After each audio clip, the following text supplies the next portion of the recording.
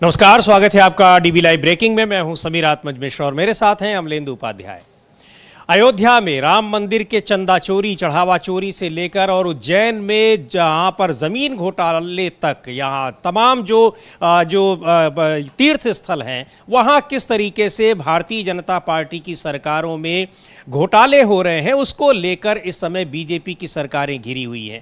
Congress party हमलावर है और तमाम जगहों पर, अयोध्या में जांच भी हुई, एसआईटी ने रिपोर्ट भी पेश की, लेकिन रिपोर्ट किसको दी जा रही है? जो खुद उस मंदिर निर्माण समिति यानी जो उस तीर्थ क्षेत्र ट्रस्ट के मेंबर हैं, वहां पर पदेन सदस्य हैं।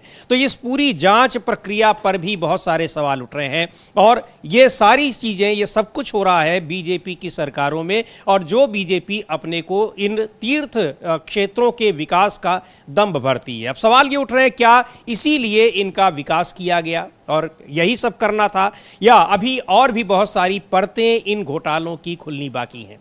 इन सारी चीज़ों को लेकर हंगामा मचा हुआ है। और उधर बिहार में जिस तरीके से जनता की आवाज़ उठाने वाले व्यक्ति को मार दिया गया पब्लिक के सामने पुलिस ने, और कहा जा रहा है कि एनकाउंटर कर दिया गया, उसको विक्षिप्त बता दिया गया, उसको लेकर बहुत बड़ा हंगामा इस समय हो रहा है। वहां पर पंचायत हो रही है और बड़े आंदोलन की वहां पर एक घोषणा की गई है। इन सारी चीज़ों को लेकर क्या कुछ चल रहा है देश भर में, इस पर हम लोग चर्चा करेंगे।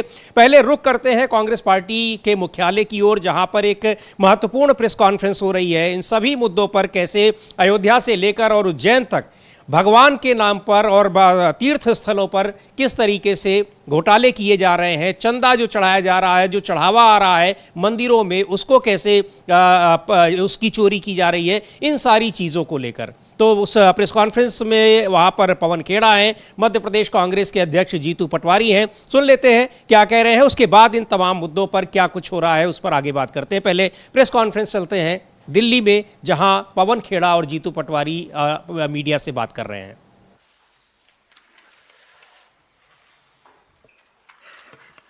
सम्मानित सभी यहाँ प्रेस के साथियों, आदरणीय पवन जी,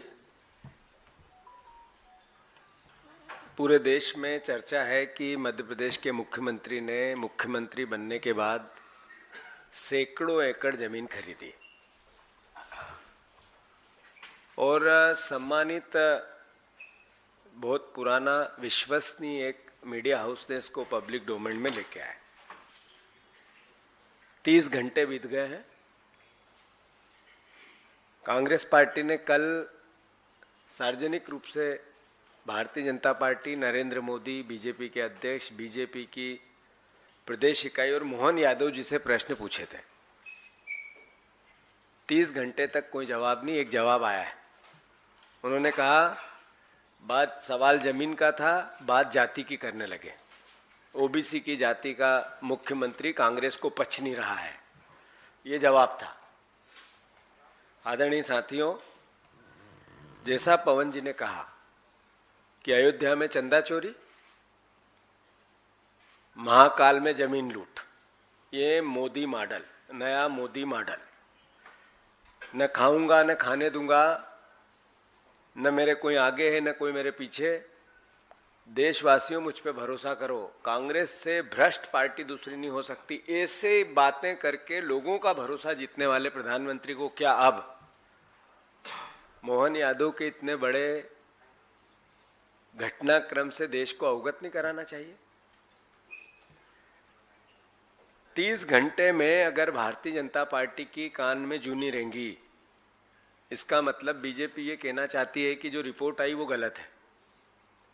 तो उस मीडिया हाउस में फिर तो उनको एफआईआर कर देनी चाहिए जिन्होंने रिपोर्ट लेके आए सार्वजनिक की।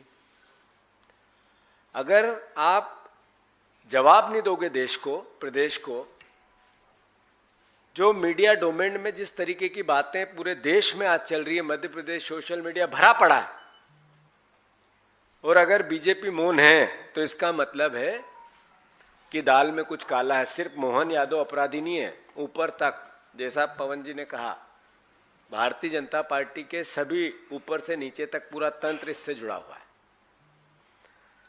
एक मुख्यमंत्री है, बहुत बड़ी जवाबदारी रहती है उनके पास। एक विभाग है सामान्य प्रशासन विभाग, दूसरा विभाग है गृह, तीसरा विभाग है जेल, चौथा विभाग है उद्योग निवेश प्रोत्साहन, चौथा विभाग है नर्मदा विकास घाटी, पांचवा विभाग है विमानन, छठा विभाग है खनिज, सातवां विभाग है विज्ञान और प्रौद्योगिकी, आठवां विभाग है विधि विधायी, नौवां विभाग है प्रवासी भारतीय, 11वां विभाग है लोक सेवा प्रोत्साहन, 11वां विभाग है आप लोगों से जुड़ा हुआ जनसंपर्क, और इन सब विभागों के ऊपर एक विभाग है आनंद विभाग। इन सब विभागों का आनंद लो। ये मेरे मुख्यमंत्री के पास 12 विभाग है। अब भारतीय जनता पार्टी से कल ये सवाल किए गए, मैं फिर से दोहराता हूं, क्या मुख्यमंत्री बनने के बाद परिवार ने जो आरोप लगे, अखबार पब्लिक डोमेन में, जमीन खरीदी या नहीं खरीदी? सामान्य बात है, इसका उत्तर देना चाहिए। दूसरा सवाल, क्या यह सच है कि इस जमीन में जो बड़ा हिस्सा उन क्षेत्रों में स्थित है जहां बाद में सड़क, कॉरिडोर और विकास योजनाएं सरकार ने चिन्हित की और उसको एक तरह से परमिशन दी? तीसरा सवाल है, क्या सरकार उन सभी परियोजना की टाइमलाइन सार्वजनिक करेगी? चौथा सवाल है, यदि सब कुछ पारदर्शी है तो भाजपा स्वतंत्र न्यायिक जांच, जैसा हमने कल मांग की थी, करा सकती है क्या? सरकार करा सकती है, मोदी जी भेज सकते हैं, ईडी, सीबीआई, क्या क्या है? और पांचवा सवाल, क्या मुख्यमंत्री अपने परिवार के 2023 के बाद की सभी भूमि को श्वेत पत्र जारी कर सकते हैं क्या, ईमानदार है तो? 30 घंटे बीतने के बाद भारतीय जनता पार्टी के प्रदेश इकाई के अध्यक्ष आए, उन्होंने कहा कांग्रेस एक ओबीसी जाति का मुख्यमंत्री बना, विकास की उसने एक तरह से तूफान ला दिया है, उस पर ओबीसी का मुख्यमंत्री इनको पच नहीं रहा है। ये उत्तर भारतीय जनता पार्टी का आधिकारिक आया है।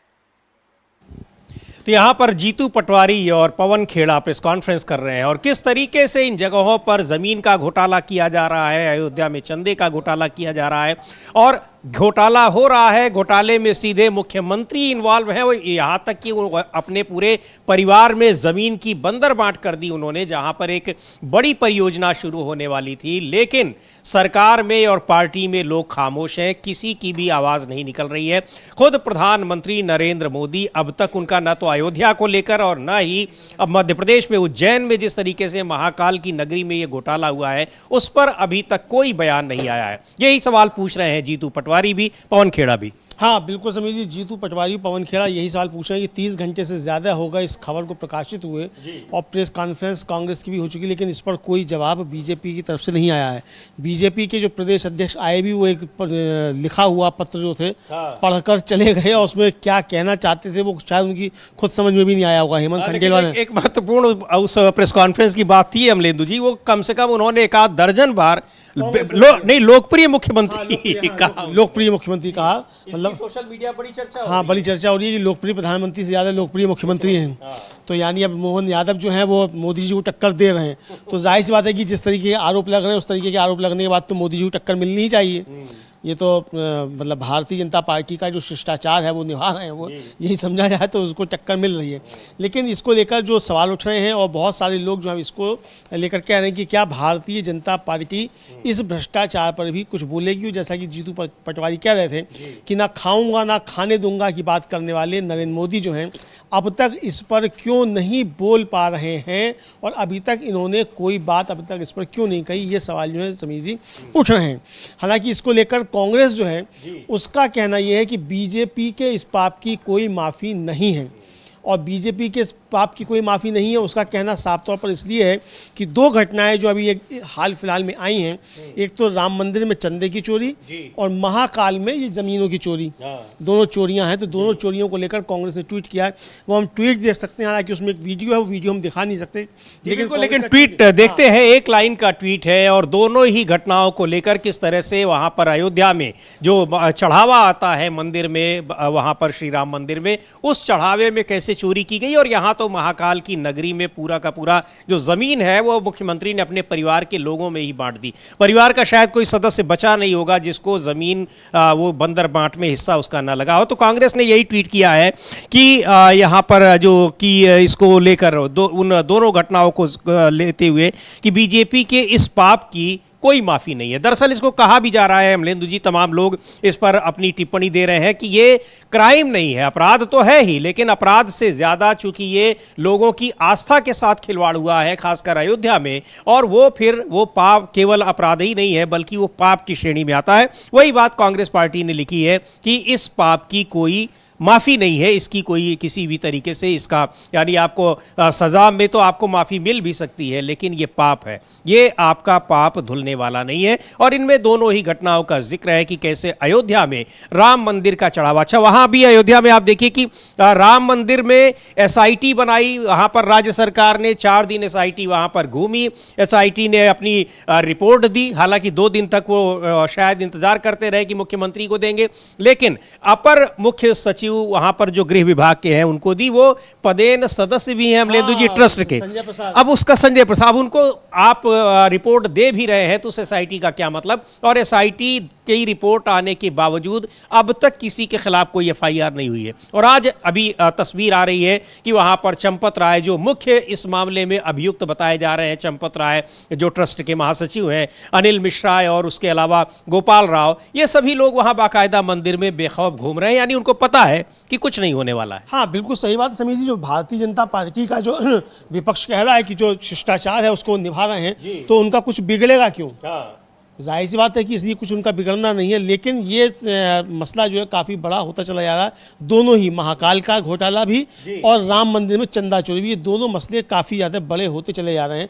इसको लेकर मध्य प्रदेश कांग्रेस के मतलब राष्ट्रीय सचिव हैं कांग्रेस के सत्यनारायण पटेल, और वो कह रहे हैं समीर जी कि ये भूमि प्रकरण के जो गंभीर आरोप लग रहे हैं और सरकार का दायित्व है कि निष्पक्ष जांच कराई जाए और सच्चाई को जनता के सामने रखें, लेकिन सत्ता का अहंकार जो है कुछ समय के लिए सवालों को दबा सकता है लेकिन सच को छुपा नहीं सकता, ये उनका कहना है। तो हम लोग उनको भी सुनेंगे कि सत्यनारायण पटेल जो कांग्रेस के राष्ट्रीय सचिव हैं वो महाकाल के इस घोटाले को लेकर क्या कह रहे हैं। बिल्कुल, तो यहाँ पर इन दोनों ही मामलों में, चाहे वो अयोध्या का मामला हो, चाहे उज्जैन में महाकालेश्वर का वहाँ मामला हो, ज़मीन में जो खरीद फरोख्त की गई है और उसकी बंदर बांट की गई है, मुख्यमंत्री रहते हुए वो एक बड़ी परियोजना की घोषणा करते हैं और उससे पहले उनके परिवार के लोग वहाँ पर ज़मीन खरीद लेते हैं और सैकड़ों एकड़, थोड़ी बहुत ज़मीन नहीं बल्कि सैकड़ों एकड़, और उस पर पार्टी का जो नेतृत्व है, शीर्ष नेतृत्व है, वो बिल्कुल खामोश है। अभी ये भी सवाल पूछा जा रहा है कि आखिर ED CBI जांच एजेंसियां जो होती हैं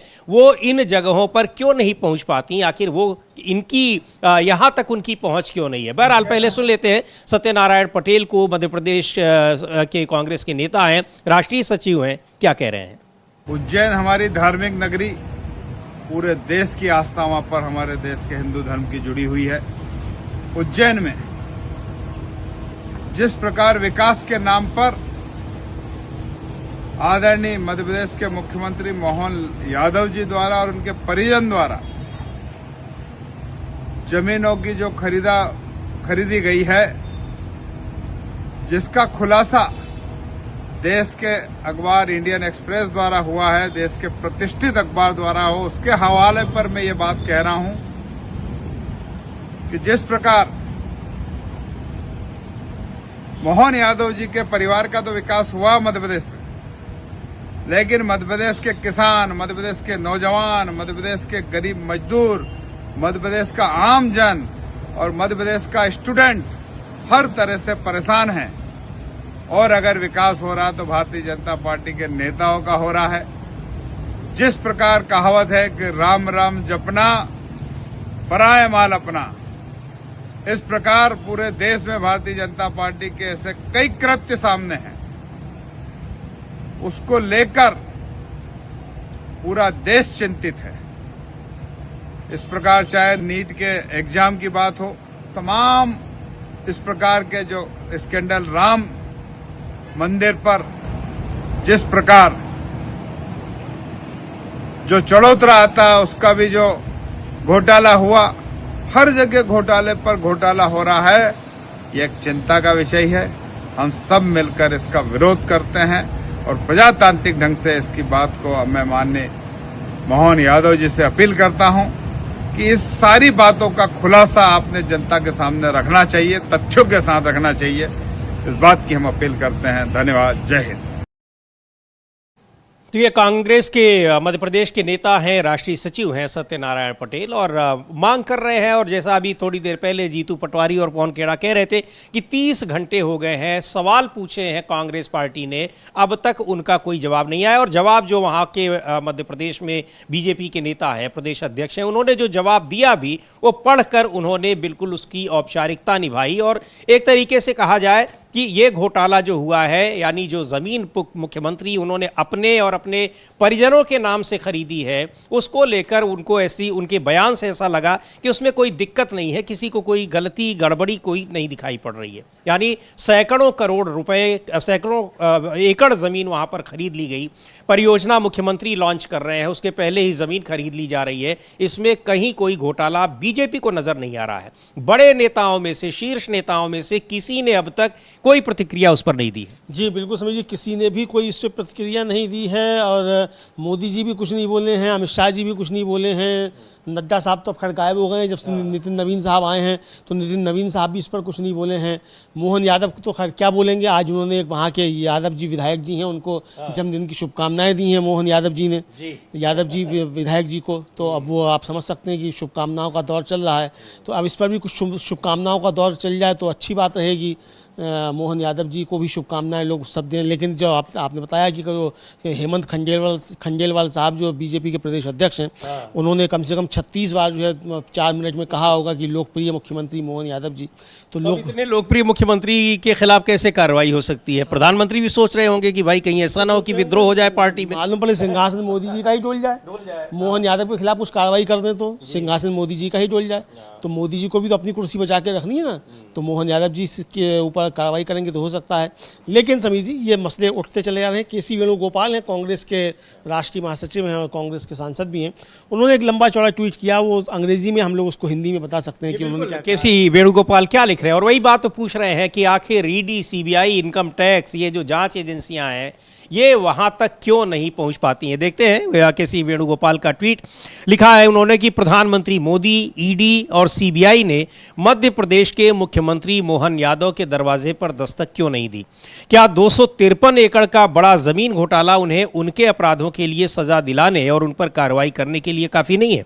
जो सरकार राजनीतिक हिसाब किताब बराबर करने या विपक्ष के नेताओं को अपने गठबंधन में शामिल होने के लिए मजबूर करने के मकसद से जांच एजेंसियों का गलत इस्तेमाल करने में बहुत सक्रिय रहती है, वही सरकार अब गहरी नींद में सो रही है, जबकि उनके ही चुने हुए लोग जनता की संपत्ति लूट रहे हैं। चाहे उज्जैन जमीन घोटाला हो, अयोध्या में राम मंदिर के दान फंड की चौंकाने वाली लूट हो, या असम के मुख्यमंत्री और उनके परिवार द्वारा किया गया भारी भ्रष्टाचार, ये लिस्ट बहुत लंबी है। लोग न खाऊंगा न खाने दूंगा के पीछे की सच्चाई अच्छी तरह जानते हैं और वे न्याय की मांग करते हैं। ये नाटक अब खत्म होना चाहिए। तो ये केसी वेणुगोपाल कांग्रेस पार्टी के राष्ट्रीय महासचिव हैं, उन्होंने ये ट्वीट किया है, ये लिखा है। और सोशल मीडिया पर अमलेंदु जी जो ये बात हो रही है, इसी से मुझे याद आ रहा है कि ये चर्चा भी हो रही है कि अब तो ये इतना तय हो गया है कि मोहन यादव कुछ भी हो जाएगा, वो बीजेपी छोड़ के कहीं और नहीं जा पाएंगे।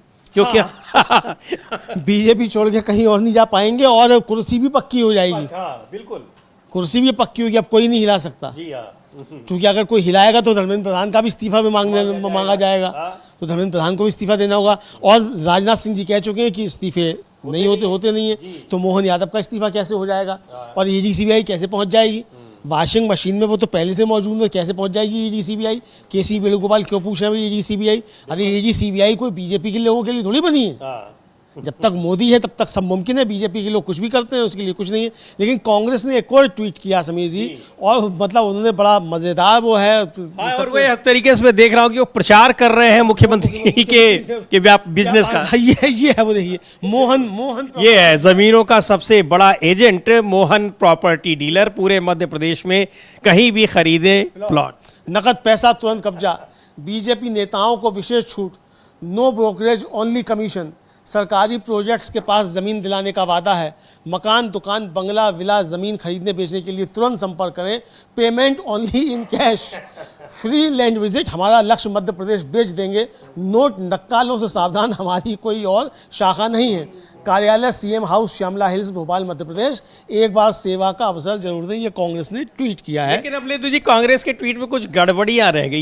ये सबके लिए ऑफर नहीं है, क्योंकि जो मोहन यादव ने जो जमीन की खरीद फरोख्त की है वो उनके परिवार के बाहर अभी तक नहीं दिखाई पड़ रही, जो इंडियन एक्सप्रेस की। बीजेपी के दूसरे उनके लिए भी नहीं। हाँ, बीजेपी के दूसरे लोगों के लिए भी नहीं। ये जमीन का जो पूरा का पूरा खेल हुआ है ये केवल उनके परिवार तक सीमित है, और उन्होंने कोई नंबर भी नहीं दिया। कोई कांटेक्ट करे तो कैसे करें, लेकिन जिसको करना होगा वो कांग्रेस पार्टी से ही पूछ लेगा। लेकिन ये एक तंज भले ही है, लेकिन यहाँ पर एक बहुत बड़ा ये जो घोटाला है और किस तरीके से ये पूरे सिस्टम का दुरुपयोग किया गया है कि पहले आप वहाँ पर एक परियोजना, आप कॉरिडोर को लॉन्च करते हैं, और उसके बाद चूंकि इतनी बड़ी परियोजना अगर सरकार ला रही है तो जाहिर सी बात है कि उसके आसपास जमीनों के रेट बढ़ जाते हैं। तो आपने अपने परिवार के लोगों को और खुद पहले ही जमीन खरीद ली वहां पर, और उसके बाद आप परियोजना को लॉन्च कर रहे हैं। मतलब ये अरबों खरबों रुपए का ये बड़ा घोटाला भी। या तो वहां पर ये परियोजना उसको विड्रॉ कर लें, उसके बाद फिर समझ में आएगा कि हाँ इन ज़मीनों को खरीदने का क्या फ़ायदा हुआ।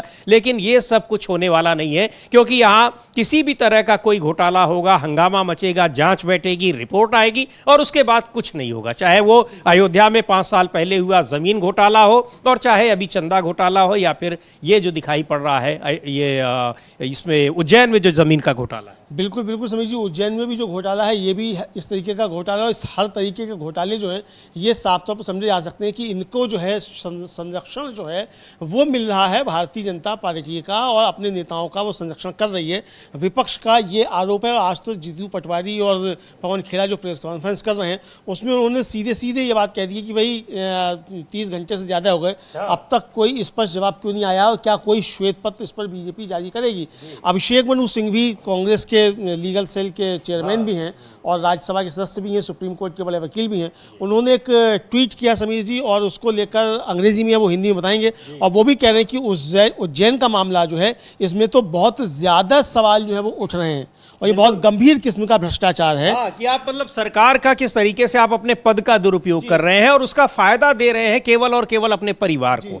तो ये देखते हैं क्या लिख रहे हैं अभिषेक मनु सिंघवी कि अयोध्या मामले ने सवाल खड़े किए थे, लेकिन उज्जैन मामले में तो और भी ज्यादा सवाल उठ रहे हैं। एक के बाद एक पवित्र शहरों में बड़े सार्वजनिक और धार्मिक विकास प्रोजेक्ट से जुड़े जमीन के लेन देन में सत्ता के करीबी लोगों को फायदा पहुंचाने के आरोप सामने आ रहे हैं। बीजेपी अपने आप को झंडे और आस्था के रंग में रंगकर अपने करीबी लोगों को फायदा पहुंचाने और मुनाफाखोरी के आरोपों से मुंह नहीं मोड़ सकती। राम लोगों के हैं, महाकाल लोगों के हैं, न कि राजनीतिक रसूख वाले जमीन के सट्टेबाजों के। देश को एक भरोसेमंद और निष्पक्ष जांच की जरूरत है। और ये उसमें उन्होंने उस स्क्रीनशॉट लगाया है जो कल इंडियन एक्सप्रेस की वो खबर थी कि कैसे जो सैकड़ों एकड़ जमीन उनके परिवार ने, और उन्होंने खुद भी उसमें शामिल है, तमाम कई एकड़ जमीन उन्होंने खुद भी खरीदी है, और बाकी पत्नी, बेटों और परिवार के अन्य सदस्यों के नाम। तो ये इतना बड़ा घोटाला है, और बाकायदा ये एक बिल्कुल डंके की चोट पर किया गया है। उनको भी पता है कि कुछ नहीं होने वाला है, इसलिए कि ऊपर बैठे हुए लोग, उनको भी कहीं न कहीं इससे फायदा मिल रहा होगा। चूंकि अयोध्या का जो मामला है, हम लेंदू जी सुनेंगे भी, हम लोग समाजवादी पार्टी के जो सांसद हैं राजीव राय क्या कह रहे हैं, वहाँ स्थानीय लोगों को तो अब वहाँ रहना उनके लिए मुश्किल हो रहा है। उनका सारा जो कुछ छोटे मोटे व्यापार थे वो सब खत्म हो गया है। बड़े बाहर से आकर व्यापारियों ने वहां पर सारा कब्जा जमा लिया है, बड़ी बड़ी वहां पर महंगी जमीनें खरीद ली हैं, और उन जगहों पर उन्होंने तमाम अपने होटल और इस तरह के प्रतिष्ठान बना लिए हैं।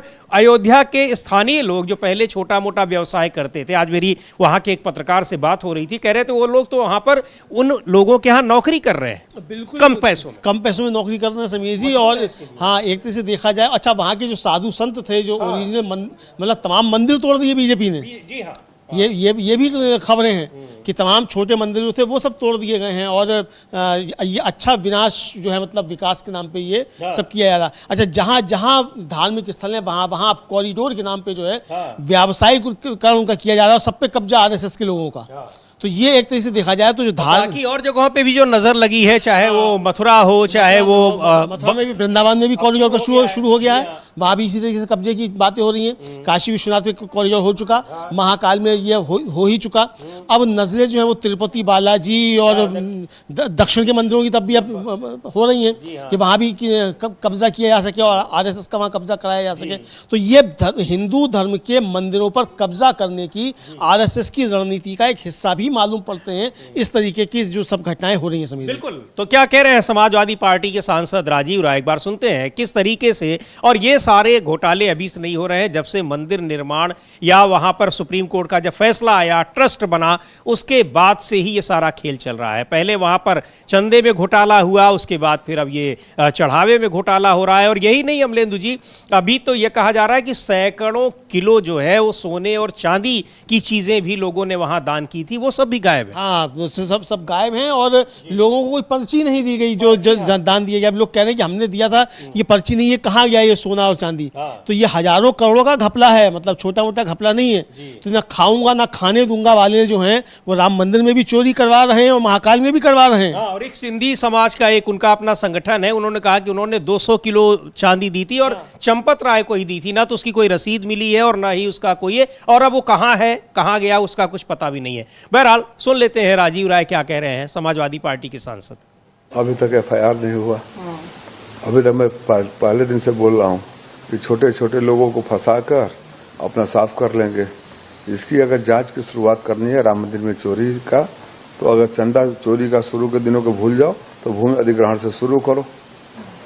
भूमि अधिग्रहण से शुरू करो। भगवान राम के नाम पर जितनी लूट मची है, जितना लूट आप लोगों ने मचवाया है, सारे भारतीय जनता पार्टी के नेता उसको लपेटे में आएगा। जो फायर इंसिडेंट हुआ है उसके बाद उत्तर प्रदेश के सीएम योगी आदित्यनाथ ने फैसला दिया है कि कोई भी कोचिंग सेंटर हो, नर्सिंग होम हो, ये सब बेसमेंट में नहीं होगा। क्या कहेंगे इस विषय पर? 10 साल बाद उनको ये ख्याल आया। तो ये वहाँ पर कह रहे हैं कि उसमें बीजेपी के भी नेता शामिल हैं। और अयोध्या की जो बात हो रही है वहाँ पर तो ये बड़े जो कर्मचारी थे वो सभी कहीं न कहीं किसी तरीके से वो सब आरएसएस और उनसे जुड़े हुए संगठनों के लोग थे और जमकर वहाँ पर लूट की गई। और सबसे बड़ी बात तो ये कि कैसे वहाँ ट्रस्ट में बड़े पदों पर बैठे लोगों की आंख के सामने ये सब होता रहा। और यहाँ तक कि इतना बड़ा मामला घोटाला सामने आने के बाद भी वो उनको किसी तरह की कार्रवाई का कोई डर नहीं है अमलेंदु जी। बिल्कुल कोई डर नहीं है और एक तरह से आराम से बैठे हुए हैं। और ईडी सीबीआई जो है उनका कुछ नहीं बिगाड़ पाएगी, वो पूरी तरीके से मुतमईन है। उनको पता है चूंकि वो वॉशिंग मशीन में ऑलरेडी मौजूद हैं। तो ईडी सीबीआई तो वॉशिंग मशीन में लाने के लिए होती है ना, तो वो पहले ही वॉशिंग मशीन में है तो क्यों कुछ मतलब उनको चिंता होगी। लेकिन ये गंभीर मसला है। पवन खेड़ा जो आज प्रेस कॉन्फ्रेंस कर रहे थे उसमें भी उन्होंने बहुत गंभीर सवाल जो उठाए हैं। हम पवन खेड़ा को भी सुन सकते हैं कि पवन खेड़ा ने क्या सवाल इसको कॉरिडोर का जो घोटाला है उज्जैन का, महाकाल का, उसको लेकर क्या कहा है। बिल्कुल सुन लेते हैं पवन खेड़ा को, कांग्रेस के नेता हैं, क्या कह रहे हैं इन घोटालों को लेकर। उस प्रभाव का, उस ज्ञान का, उस कलम का जो पावर है, उसकी जो ताकत है, उसका दुरुपयोग किया। दुरुपयोग ऐसा कि आपके परिवार ने, लगाइए वो स्लाइड जरा, आपके परिवार ने सैकड़ों एकड़ जमीन आपके मुख्यमंत्री बनने से पहले 2023 की दिसंबर में मुख्यमंत्री बने थे, 13 दिसंबर था, 13 दिसंबर था, उसके पहले जो खरीदी थी वो, और उसके बाद वो होता है ना वो हम साथ साथ है टाइप, बड़ा पारिवारिक माहौल में जमीनों का खरीद फरोख्त चल रही है, लूट खसोट चल रही है। और ज्यादा डिटेल्स हमारे भाई देंगे, जीतू भाई। मुख्यमंत्री बनने के बाद 168 एकड़ में से 111 एकड़ उनके परिवार ने उस क्षेत्र में खरीदी जहां ये महाकुंभ आने वाला है। तो ये तो जानकारी थी। शेयर मार्केट की भाषा में इसको इनसाइडर ट्रेडिंग कहते हैं। ये इनसाइडर ट्रेडिंग है क्योंकि आपके पास जानकारी है, आप अपनी जमीनें बढ़ाए जा रहे हो। अपना एक लैंड बैंक पांड्या खेड़ी में 18 एकड़, उज्जैन में जहां 2035 के मास्टर प्लान पर काम होना है, वहां मोहन यादव जी के परिवार ने जमीनें खरीदी। जीतू भाई पर तो शायद एक केस भी हुआ था नारायण नारायण कहने पर। नारायण नारायण के बारे में इनसे पूछिएगा जरा, ये बताएंगे, नहीं तो फिर एक केस मुझ पर भी हो जाएगा, इन्हीं से पूछिएगा। प्रधानमंत्री से उम्मीद मत करना वो कुछ बोलेंगे। विदेशों में मेलोडी, घर में झालमुड़ी खिलाएंगे, और उनके मुख्यमंत्री जमीनें खाएंगे, दान की चांदी सोना निगल जाएंगे, जैसे यूपी में जैसा हो रहा है। और आरएसएस की भाषा में कहें तो अयोध्या उज्जैन तो झांकी है, अभी मथुरा काशी बाकी है। वहां भी लूटने का इंतजाम है, वहां भी कॉरिडोर बन रहा है। एक मंदिर पूरे देश में सीधा संघ की देखरेख में है, वो अयोध्या। देखो वहां क्या हाल है। एक मंदिर। दूसरा मंदिर उज्जैन का, जहां से कॉरिडोर बन रहा है, संघ की सरकार है वहां। देख लो वहां क्या हो रहा है।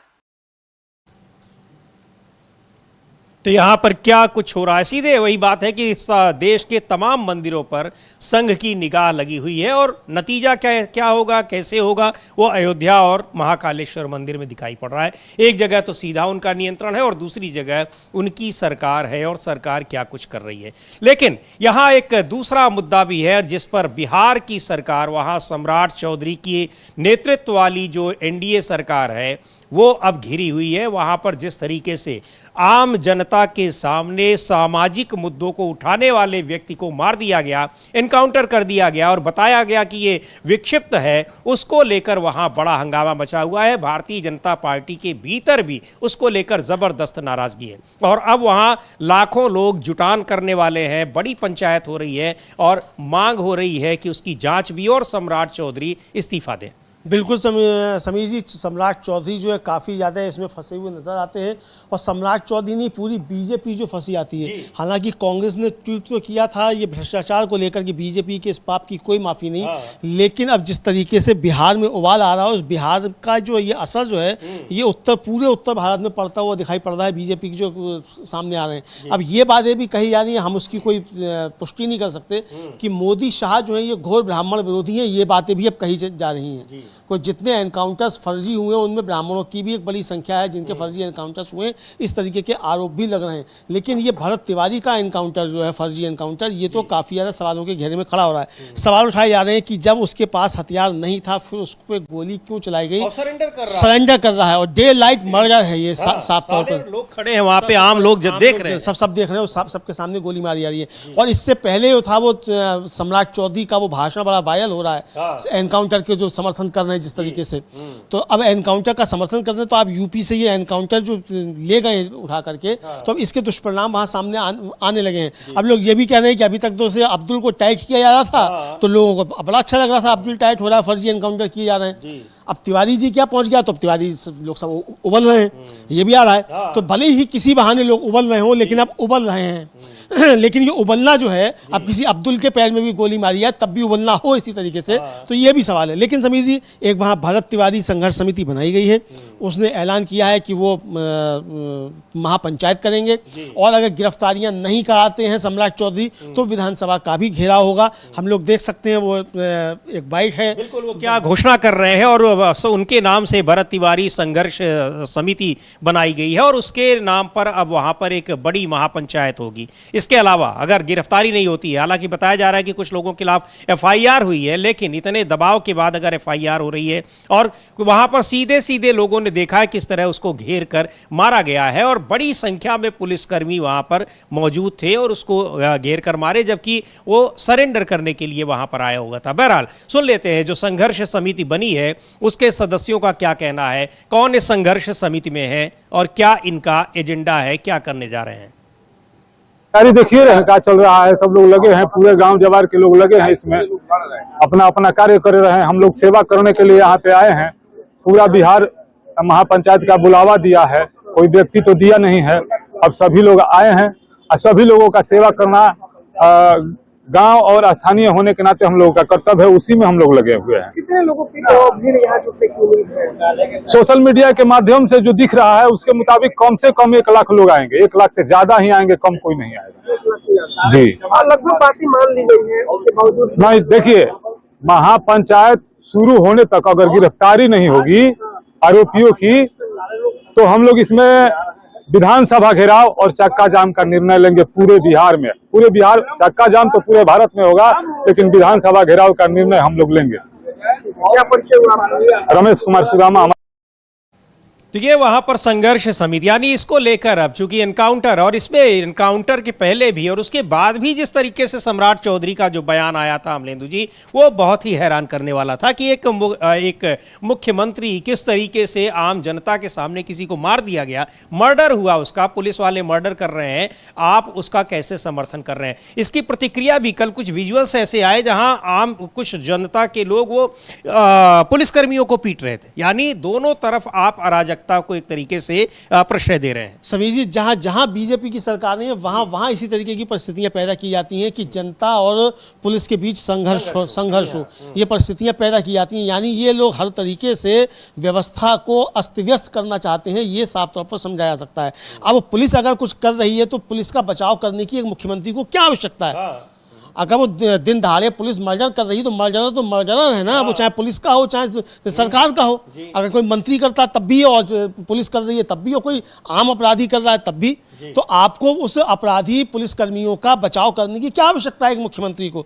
ये सवाल उठ रहे हैं। अब ये जिस तरीके से यहाँ बातें हो रही हैं तो ये भारतीय जनता पार्टी के गले में फंस सकता है ये मामला काफी ज्यादा। अब वहां पर बीजेपी के ही तमाम लोग इसका विरोध कर रहे हैं। वो अश्विनी चौबे तो कह रहे हैं कि जब तक न्याय नहीं मिलता है संघर्ष होगा। हालांकि वो क्या कितना संघर्ष करेंगे, लेकिन आम लोग जिस तरीके से संघर्ष में उतर रहे हैं उसको देखकर लग रहा है कि सरकार फंस गई है बुरी तरीके से। बिल्कुल समीर जी, सरकार बुरी तरीके से फंसी हुई दिखाई पड़ रही है और सम्राट चौधरी का सिंहासन जो है वो डोलता हुआ दिखाई दे रहा है। कहाँ तो बहुत कस के पकड़े हुए थे, कुर्सी की पेटी बांधे हुए थे मजबूत करके कि हिलने ना पाए, लेकिन जो ये इस तरीके की मतलब आपने खुद जो था पुलिस को छूट देकर कि मर्डर करो और ये करो वो करो, मतलब एनकाउंटर करो, आप ये खुली छूट दे रहे हैं, तो ये खुली छूट का नतीजा अब ये सामने आ रहा है जी। तो ये तो अब गंभीर चीजें पैदा होंगी ना अगर इसी तरीके से पुलिस को खुली छूट मिलती रही हत्याएं करने की, तो फिर कहाँ शासन और प्रशासन बचेगा? बिल्कुल, आप कानून का राज स्थापित करेंगे, ना कि पुलिस का राज आप स्थापित करेंगे। हत्यारी पुलिस का राज आप स्थापित करेंगे, तो आप तो हत्यारी पुलिस का राज स्थापित कर रहे हैं, कानून का राज तो स्थापित कर नहीं रहे। कानून का राज अगर होता तो इस तरीके से दिन दहाड़े जो है वो भरत तिवारी की हत्या नहीं होती, ये पुलिस ने हत्या की है साफ तौर पर। बिल्कुल, ये पुलिस ने हत्या की और यही आरोप लग रहे हैं और इसी के खिलाफ एक बड़े आंदोलन की वहां तैयारी हो रही है। संघर्ष समिति बनाई गई है, हालांकि अब उसका प्रभाव भी दिखाई पड़ रहा है। कुछ पुलिस कर्मियों को इधर से उधर ट्रांसफर किया जा रहा है, लेकिन ये ऐसा नहीं मुद्दा है कि कुछ ट्रांसफर कर देने से इससे इस ये जो मारा गया है उसको, भरत तिवारी को, सोशल एक्टिविस्ट को, उससे सरकार पल्ला झाड़ पाएगी। एक बड़ा आंदोलन खड़ा हो रहा है। जन सुराज पार्टी के नेता है प्रशांत किशोर, उन्होंने भी इसको लेकर क्या कुछ कहा है, सुन लेते हैं उनको। और जिस तरीके से वहां पर एक कानून के राज की जगह पुलिस राज स्थापित करने की कोशिश की जा रही है और पुलिस राज में भी सरकार के खिलाफ आवाज उठाने वालों को दिन दहाड़े पुलिस वाले मार दे रहे हैं, वो एक बहुत हैरान कर देने वाले। सरकार के खिलाफ अब कोई कुछ बोलेगा सीधे उसको गोली मार दी जाएगी, कहा जाएगा कि ये तो विक्षिप्त है। हाँ बिल्कुल, ये कहा जाएगा ये तो विक्षिप्त है। और हाँ बिल्कुल बिल्कुल, ना कोई सुनवाई, न कुछ, न कोई अदालत, कुछ भी नहीं, कोई अदालत नहीं, कुछ नहीं। और सीधे सीधे जो है मतलब पुलिस का राज स्थापित होगा और इस तरीके से सब जो है कानून जो है ताक पर रख दिया जाएगा। यानी कानून को ताक पर रखने का काम जो है समीर जी, जिनके हाथ में कानून की रखवाली है वही कर रहे हैं। रक्षक जो है वही भक्षक बना जा रहा है। और किसके संरक्षण में? सरकार के संरक्षण में। और सुप्रीम कोर्ट इस पर भी खामोश है। मतलब इस पर मामला गया सुप्रीम कोर्ट में तो उसको नहीं सुना गया तत्काल। वो तो अर्जेंट सुनवाई वाला मामला नहीं है। अभी 2-4 और मर्डर शायद इस तरह से पुलिस वाले कर देंगे, उसके बाद उस पर सुनवाई होगी। नहीं, अगर बीजेपी की सरकार ना हो, क्या अगर यही मामला कर्नाटक का होता तो तुरंत सुनवाई होती, आधी रात में भी सुनवाई हो जाती। लेकिन चूंकि बीजेपी की सरकार तो इसलिए तत्काल सुनवाई की कोई आवश्यकता नहीं है। बिल्कुल, सुन लेते हैं क्या कह रहे हैं प्रशांत किशोर, जनसुराज पार्टी के नेता। इस यहाँ पर जो जिस तरीके से वहाँ पुलिस ने एक सोशल एक्टिविस्ट को पब्लिक के सामने, आम जनता के सामने मार डाला। चाहे भरत तिवारी मार दिए जाएं या नीट की छात्रा के साथ कुछ गलती हो जाए, बेगूसराय में महिलाओं के साथ अपराध हो जाए, जाति देखकर अपराध नहीं हो रहा है, सारे बिहार के लोगों के साथ अपराध हो रहा है, क्योंकि आपने एक अपराधी को मुख्यमंत्री बनाया है। हम डंके की चोट पर कहते हैं, डरते नहीं हैं। कोई हमसे कहा भैया सम्राट चौधरी मुख्यमंत्री बन गया, जरा संभाल के बोलिए उसके खिलाफ। अभी कैमरे पे बोल रहा है, एकदम 1 नंबर का पक्का अपराधी आदमी है। इस आदमी पर 7 लोगों की हत्या का आरोप है। आरोप नहीं है, ये आदमी 7 लोगों की हत्या का अभियुक्त था, जेल में था, 7वां फेल है। हर तरह का कर्म कुकर्म ये आदमी किया है, उसको आप मुख्यमंत्री बनाए हैं। आप फिर कहते हैं कि बिहार में कानून व्यवस्था नहीं सुधर रहा है। अरे भाई, अपराधी प्रवृत्ति का आदमी अगर कुर्सी पर बैठेगा तो वहां राम नाम थोड़े जपेगा, अपराध तो बढ़ेगा ही बढ़ेगा। भ्रष्टाचारी को कुर्सी पर बैठाइएगा तो भ्रष्टाचार होगा ही होगा। तो मेरे भाई, बिहार प्रशांत किशोर के जीतने हारने से नहीं सुधरेगा। ये तब सुधरेगा जब आप वोट सही से दीजिएगा, तब सुधार होगा। ये जनसुराज पार्टी के नेता प्रशांत किशोर, चुनाव से पहले भी उन्होंने तो ये सारी बातें कही थी और आज फिर कह रहे हैं अपराधी, सीधे सीधे कह रहे हैं अमलेंदु जी कि तो अपराधी हैं, 7 लोगों के मर्डर का केस है। और ऐसे व्यक्ति से फिर आप इसी तरह के बयान की उम्मीद करेंगे? उसके हाथ में जब आपने पुलिस दे दी है, पूरा राज्य ही दे दिया है, तो क्या करेगा वो? मतलब पहले तो आपने गृह मंत्रालय दिया। समीर जी, आपको याद होगा जब यूनाइटेड फ्रंट की सरकार बनी थी और बिहार से ही आते थे तस्लीमुद्दीन, और वो गृह राज्य मंत्री बना दिए गए थे और उनके ऊपर कुछ मुकदमे थे। इसी भारतीय जनता पार्टी ने आकाश धरती होती हुई एक कर दिया था, तूफान मचा दिया था। सब तस्लीमुद्दीन अपराधी है, तस्लीमुद्दीन अपराधी, इसी बीजेपी ने। और अब आपने पहले गृह मंत्री बनाया और उसके बाद आपने मुख्यमंत्री बना दिया, जिसके ऊपर जो प्रशांत किशोर के मुताबिक 7 लोगों की हत्या का आरोप है और वो जेल में था व्यक्ति, इसको लेकर। लेकिन ये भारतीय जनता पार्टी के लिए एक बड़ी उपयोगिता है। जितना बड़ा अपराधी, जितना बड़ा भ्रष्टाचारी भारतीय जनता पार्टी में, उतना ज़्यादा उसको पुरस्कार। राहुल गांधी भी कहते हैं कि जितना बड़ा भ्रष्टाचारी उतना बड़ा भारतीय जनता पार्टी का वो सेवक है। तो अभी तक तो भ्रष्टाचारी, अब अपराधी भी उसमें, अब अपराधी ज्यादा मतलब उसमें आगे बढ़ रहे हैं। हाँ, उसमें अब काफ़ी ज़्यादा आगे बढ़ रहे हैं। लेकिन इसको लेकर जो ज्ञान बिंदु जो कोचिंग सेंटर के करता धरता है रोशन आनंद, वो भी इसको लेकर क्या कह रहे हैं समीर जी? यानी अब ये मसला सिर्फ तिवारी जी का नहीं रह गया है, ये अब ये एनकाउंटर राज के खिलाफ, पुलिस की गुंडागर्दी के खिलाफ जो है ये मामला बड़ा होता जा रहा है और पूरे देश भर में ये फैल सकता है। ये बहुत गंभीर है अमलेंदु जी, क्योंकि आप देखिए सरकार के खिलाफ अब वहां पर ना परीक्षा होगी, धांधली होगी, तो छात्र वहां कुछ कर नहीं सकते, और करेंगे तो पुलिस वाले अभी तक तो लठ बजा रहे थे, अब सीधे वो गोली मार देंगे। तो ये तो एक कहा जाए कि बिल्कुल अराजक सरकार वहां पर काम करने लग गई है, इस तरह की बात है। तो जाहिर सी बात है कि उसमें केवल किसी के व्यक्तिगत मामला नहीं है, बल्कि ये पूरे राज्य के लिए एक खतरनाक संदेश दिया गया है कि सरकार के खिलाफ आवाज उठाने वाले को इसी तरीके से मार दिया जाएगा। सुन लेते हैं रोशन आनंद क्या कह रहे हैं। देखिए, पुलिस रक्षक होता है, लेकिन आज के डेट में पुलिस भक्षक हो गया है। एक एग्जाम्पल है आरा का भरत तिवारी हत्याकांड।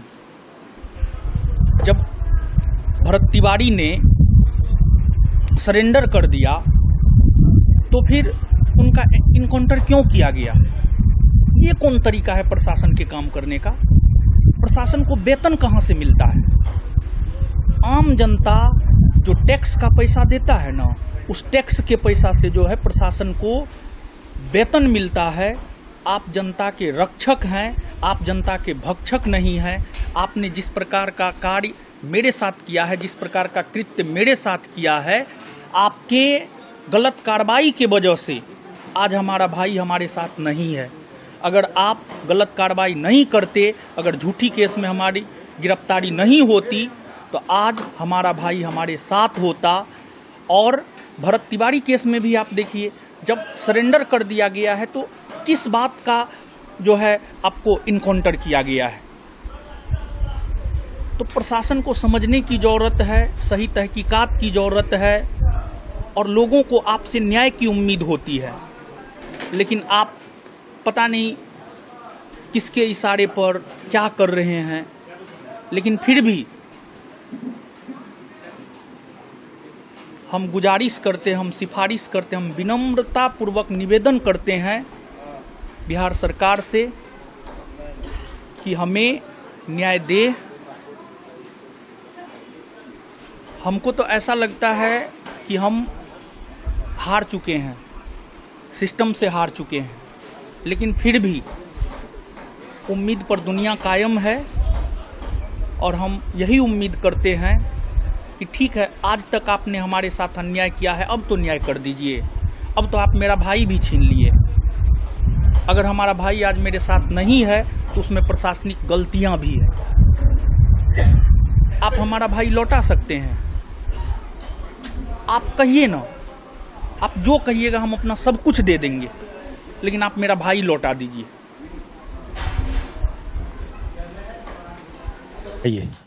तो यहाँ पर ये चूंकि ये भी भुक्तभोगी हैं, इन्होंने जेल गए थे आपसी लड़ाई में कोचिंग वालों की, लेकिन जो बात कह रहे हैं कि ये किसी एक व्यक्ति का मसला नहीं है।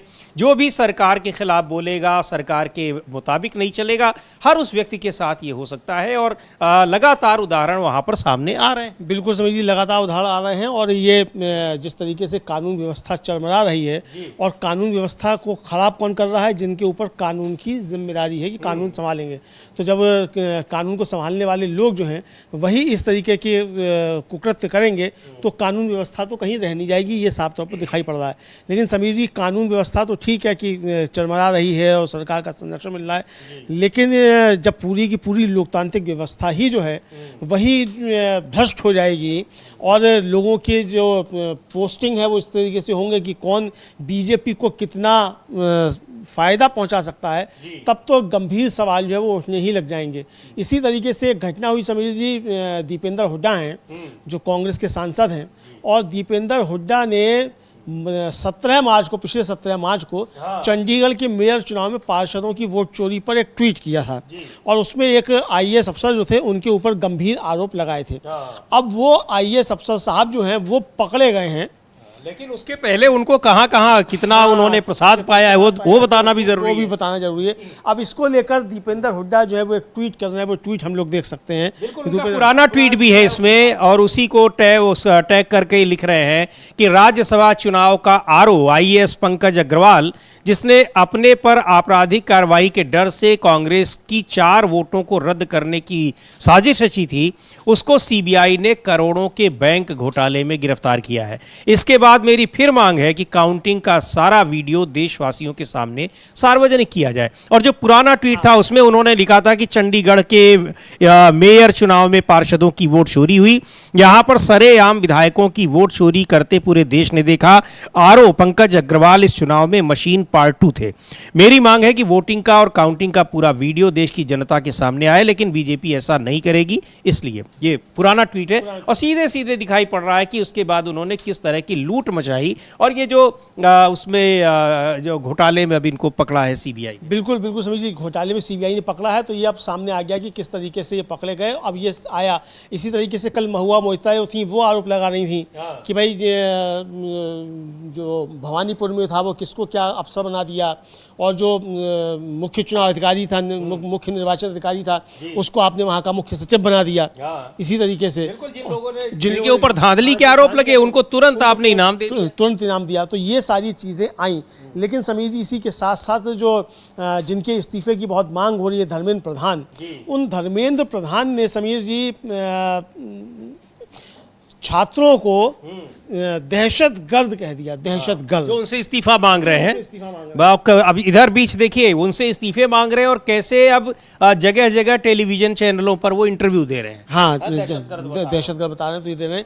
इसको लेकर कांग्रेस के अध्यक्ष हैं मल्लिकार्जुन खड़गे, उन्होंने एक ट्वीट किया है, वो हम अपनी इस पे दिखा सकते हैं और आप बता सकते हैं। जो मल्लिकार्जुन खड़गे ट्वीट कर रहे हैं कि 90 पेपर लीक हुए हैं, करोड़ों छात्रों का भविष्य बर्बाद हुआ है, 20 बच्चों ने नीट पेपर लीक की वजह से अपनी जान ले ली, परिवार तबाह हो गए, पर मोदी सरकार के शिक्षा मंत्री धर्मेंद्र प्रधान कुर्सी पर चिपक कर इंटरव्यू देते हुए छात्रों की गूंज को दहशतगर्द, टेररिस्ट बता रहे हैं।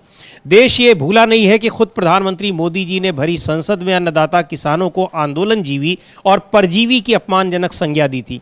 जो इस सरकार से सवाल पूछता है उसको देशद्रोही, एंटी नेशनल बोलते हैं। छात्रों की गूंज पूरे देश में बुलंद होगी, मोदी मंत्री प्रधान को इस्तीफा देना ही पड़ेगा। तो अब जो भी सरकार के खिलाफ होगा वो आंदोलनजीवी, परजीवी, एंटी नेशनलिस्ट और उसके अलावा आतंकवादी, टेररिस्ट, दहशतगर्द, ये सब बताएंगे। और अब तो गोली मार दे रहे हैं। बिल्कुल, अब तो सीधी सीधी गोली मार दे रहे हैं। मतलब अब तो कोई दलील, कोई वकील, कोई आवश्यकता ही नहीं है। अब तो सीधे सीधे जो है वो गोली मतलब मार दी जाएगी। लेकिन समीर जी, गोली तो मारे, कुछ भी करें, लेकिन जिस तरीके से भारतीय जनता पार्टी तोड़फोड़ मचा रही है, और तोड़फोड़ मचाने का नतीजा ये है कि भाई शिवसेना यूबीटी के 6 सांसद तोड़ लिए गए। उनमें से कुछ सांसद अपने क्षेत्रों में गए, हवाई जहाज से उनको चार्टर प्लेन से भेजा। हम लोगों ने तस्वीर भी एक दिखाई थी। अब वो जब पहुंचे तो उनका घेराव करने के लिए शिवसेना यूबीटी के कार्यकर्ता जो थे वो जुट रहे थे, तो उनको गिरफ्तार कर लिया गया कि वो उनका विरोध ना करने पाए। तो अब कब तक आप गिरफ्तार करके रखेंगे? संजय राउत हैं, शिवसेना यूबीटी के सांसद हैं, उन्होंने इसका जिक्र करते हुए ट्वीट किया है और वो कहना चाहते हैं वो कि मतलब ये आप किस तरीके से इसको रोक सकते हैं और क्या क्या वहाँ सब चल रहा है, ये संजय राउत कह रहे हैं। तो वो हम देखते हैं संजय राउत का ट्वीट और वो क्या कह रहे हैं कि किस तरीके से वहाँ जो सांसद जा रहे थे। अच्छा, आप ये भी देखिए कि उनको इतनी उम्मीद थी कि जिन अपने क्षेत्र के मतदाताओं के मताधिकार का अपमान करते हुए उन्होंने उनका जो जनादेश था उसका अपमान करते हुए जा रहे हैं, तो उनका स्वागत करेंगे। हाँ, बिल्कुल उनको स्वागत करेंगे, क्योंकि मालूम था कि भाई आपको जिन्होंने चुन के भेजा है वो आपसे सवाल तो पूछेंगे। तो ये है, तो अब ये जो है वो तो ये लिखा है उन्होंने कि गद्दारी करने के बाद भाऊ साहब बाघौरे आज पहली बार शिरडी आए, भारी पुलिस सुरक्षा के बीच ताकि कोई उनसे सवाल न पूछे, इसलिए सुबह 10 बजे से ही सैकड़ों शिव सैनिकों को Shirdi police station, Kopargaon city police station, Kopargaon taluka police station और तमाम पुलिस स्टेशनों में नजरबंद कर दिया गया है। जिन रास्तों से गद्दार सांसद गुजर रहे हैं उन्हें पूरी तरह से बंद कर दिया गया है। क्या देवेंद्र फडणवीस ने खुद अहिल्यानगर पुलिस को शिव सैनिकों को हिरासत में लेने का आदेश दिया? क्या यह सरकारी आतंक है? अगर खुलेआम घूमने की हिम्मत नहीं है तो गद्दारी क्यों की? अहिल्यानगर पुलिस को सभी शिव सैनिकों को तुरंत रिहा कर देना चाहिए। एसपी मुमका सुदर्शन से विशेष अनुरोध है, इस अन्यायपूर्ण कार्रवाई को रोकें। और कल उस जो तस्वीर हम लोगों ने दिखाई थी, जहाज पर चार्टर्ड प्लेन पर बैठकर जा रहे थे वो सांसद अमलेंदु जी, संजय राउत ने ही ट्वीट किया था और लिखा था कि ये 85 करोड़ रुपए में बिक गया। 85 करोड़ रुपए में बिक गए। ये कल संजय राउत ने इसको ट्वीट किया था और ये कहा था कि भाई ये किस तरीके से जो है ये आप जा रहे हैं, मतलब 85 करोड़। ये वो कल का हम भी ट्वीट दिखा भी सकते हैं समीर जी। कल का ट्वीट जो है वो संजय राउत ने उसको क्या ट्वीट किया था वो दिखाया था, तस्वीर के साथ। उन्होंने उस जहाज में बैठे हुए उन सांसदों की तस्वीर लगाई और लिखा कि 85 कोटी, ये उन्होंने मराठी में लिखा कि ये है। और जनता का माल लूटा और चार्टर विमान से घूमने के लिए लाखों रुपए कौन देता है? बिल्कुल, ये उन्होंने किया था। और आज ये बताया है उन्होंने कि कैसे शिव सैनिक जो विरोध कर रहे थे उनको या तो नजरबंद कर दिया गया या फिर गिरफ्तार कर लिया गया। तो ये है, और यानी सरकार के खिलाफ आवाज उठाने वालों के साथ क्या कुछ होता है। पहले उन्हें अपमानित किया जाएगा, उनके लिए उनको आतंकवादी बताया जाएगा, और अब तो बिहार में उन्हें गोली भी मार दी जा रही है। जी हाँ, सूचना देना और जरूरी है कि बिहार से भरत तिवारी के गांव से हम लोग एक रिपोर्ट भी शाम को प्रस्तुत करेंगे जी आज। बिल्कुल, वहाँ के उनके गांव से ग्राउंड रिपोर्ट क्या कुछ वहाँ चल रहा है, क्योंकि बिहार में इस समय जबरदस्त हंगामा मचा हुआ है सरकार के खिलाफ। वहाँ के लोग, खासकर वहाँ का युवा, चूंकि भरत तिवारी भी युवा थे और उनको जिस तरीके से मारा गया उसको लेकर जबरदस्त आक्रोश है। तो उनके गांव से एक ग्राउंड रिपोर्ट आप देखेंगे।